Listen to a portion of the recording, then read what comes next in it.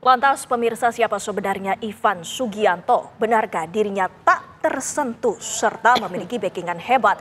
Kami akan mengulasnya bersama para narasumber. Sudah ada Profesor Nur Basuki Minardo, Guru Besar Hukum Pidana Universitas Erlangga. Assalamualaikum Pak Nur. Waalaikumsalam Mbak. Serta ada juga anggota Komisi Ke-3 DPR RI, Pak Nasir Jamil. Assalamualaikum Pak Nasir, selamat petang. Ya, Waalaikumsalam warahmatullahi wabarakatuh. Selamat sore Putri dan Windy.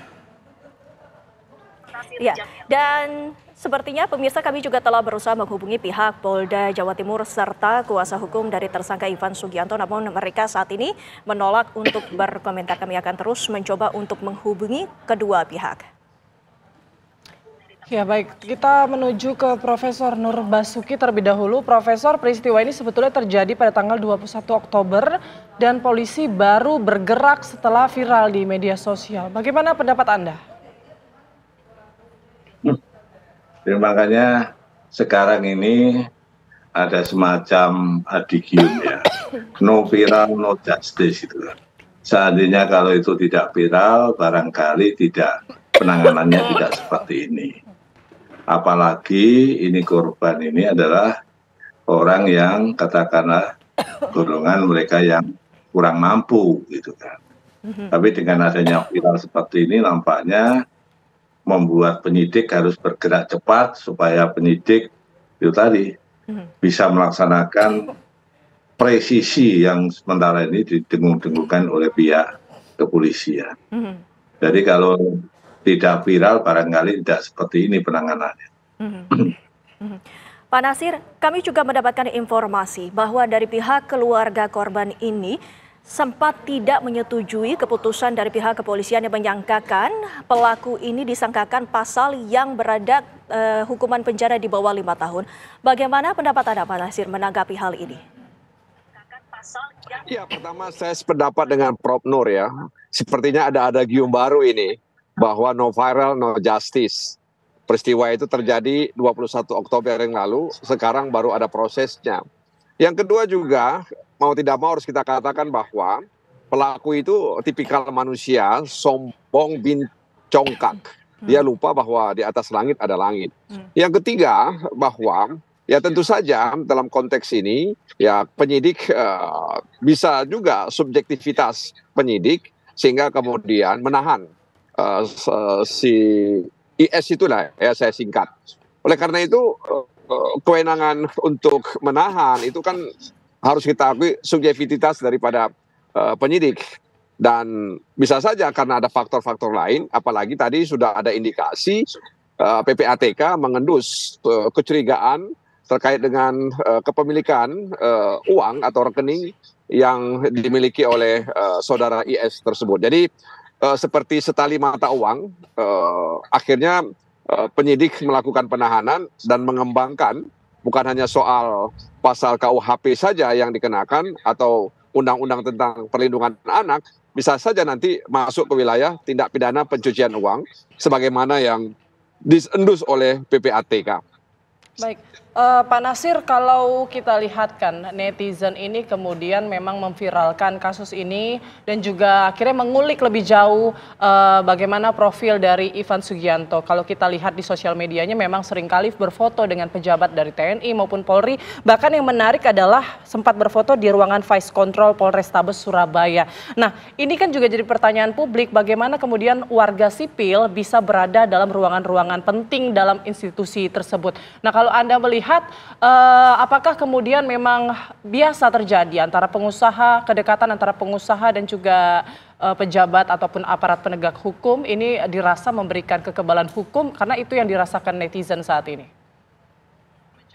Ya, pertama kita ucapkan terima kasih nih kepada netizen yang memviralkan peristiwa itu sehingga menimbulkan keterkejutan dan antisipasi langsung dari penegak hukum. Yang kedua, memang pengusaha dan institusi penegak hukum memang ada hubungan timbal balik yang positif selama ini. Ya, jadi dalam konteks melakukan keamanan, ketertiban di tengah-tengah masyarakat, memang kepolisian berhubungan, berkomunikasi, membangun kerjasama dengan semua pihak.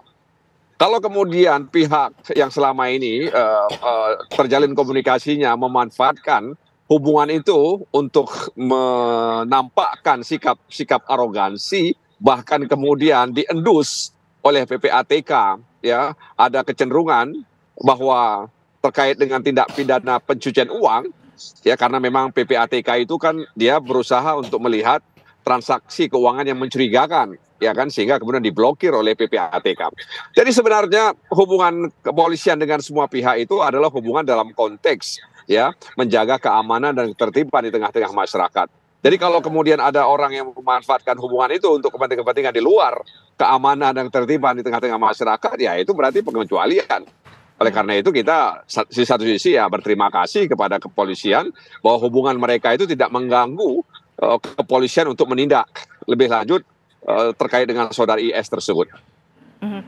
Baik, Prof. Nur, kami juga ingin menanyakan, tadi juga sempat disinggung mengenai pembekuan rekening dari Ivan yang merupakan tersangka dalam kasus ini. Prof. Nur, kami ingin mengetahui apabila PPATK sudah mengambil tindakan membekukan sebuah rekening, ini artinya semakin kuatkah ataukah memang atas dasar yang kuat bahwa PPATK telah mencium adanya aliran uang ilegal atau serta-merta bisa saja ini hanya dugaan semata? Prof, bagaimana menurut Anda? Baik. Jadi sebelum menjawab itu saya menambahin terkait dengan Polrestabes Surabaya menahan. Kalau kita lihat tadi ada pasal 335 dan pasal 80 dari Undang-Undang Perlindungan Anak. Memang Undang-Undang Perlindungan Anak pasal 80 itu ancaman pidananya 3 tahun. Sehingga tidak memenuhi alasan objektif. Tapi terkait dengan 335 sebagaimana pasal 21 di dalam KUHP itu diperkecualikan meskipun pasal 335 itu ancaman pidananya adalah 1 tahun, tapi penyidik dapat melakukan penahanan. Jadi apa yang dilakukan oleh penyidik Polrestabes Surabaya itu sudah tepat dalam rangka untuk melakukan penahanan. Terus yang kedua terkait dengan TPPU. Bagaimana yang diberitakan tadi bahwa sebelum kasus ini PPATK telah mengendus transaksi yang mencurigakan yang dilakukan oleh tersangka selama ini. Jadi manakala kalau PPATK itu sudah melakukan pemeriksaan atau penelitian terkait dengan masalah transaksi keuangan yang dilakukan oleh si tersangka tadi, ya hampir bisa dipastikan bahwa TPPU itu memang telah terjadi. Nah, yang kita lihat sekarang nanti, apakah tersangka di sini itu hanya terbatas pada tersangka yang melakukan 335 dan 80 dari Undang-Undang Perlindungan Anak, atau termasuk nanti TPPU yang itu yang belum kita dapat informasinya. Jadi itu sangat tepat. Kalau memang nanti dilakukan penyidikan TPPU dan itu sudah mendapatkan istilahnya supporting ya dari PPATK, itu mudah untuk membuktikannya karena sudah kelihatan aliran dananya itu kemana semua. Baik, Prof. Nur, jadi pertanyaan publik juga dan sekaligus sindiran ya mungkin ya untuk PPATK, kenapa kemudian baru viral, kemudian baru diusut begitu, diselidiki ada aliran mencurigakan ataupun dugaan pencucian uang. Nah, apakah memang ini kebetulan atau memang PPATK menunggu tersangka dulu baru kemudian diusut? Menurut Anda? Seingat saya itu harus ada permintaan dari penyidik untuk melakukan tracing terkait dengan transaksi yang dilakukan oleh terlapor atau tersangka. Jadi atas permintaan dari penyidik. Baik, berarti tidak bisa ya kemudian tidak ada hubungannya sebetulnya, karena kan memang kasus ini kan awalnya adalah kasus intimidasi, kemudian tiba-tiba kita di luar ekspektasi kita yang tadinya hanya untuk melaporkan kasus kriminal begitu atau pidana, terus tiba-tiba kemudian malah tersangkut dalam PPATK begitu, kasus dugaan pencucian uang. Berarti sebetulnya tidak ada hubungannya ya, Prof?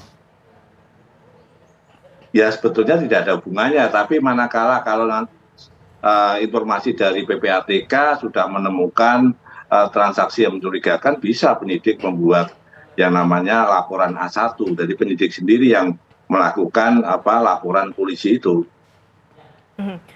Baik, Prof. Nur, kami masih akan membahas lebih lanjut lagi mengenai kasus ini. Namun setelah jeda pariwara berikut ini, pemirsa tetaplah bersama kami di Kabar Petang.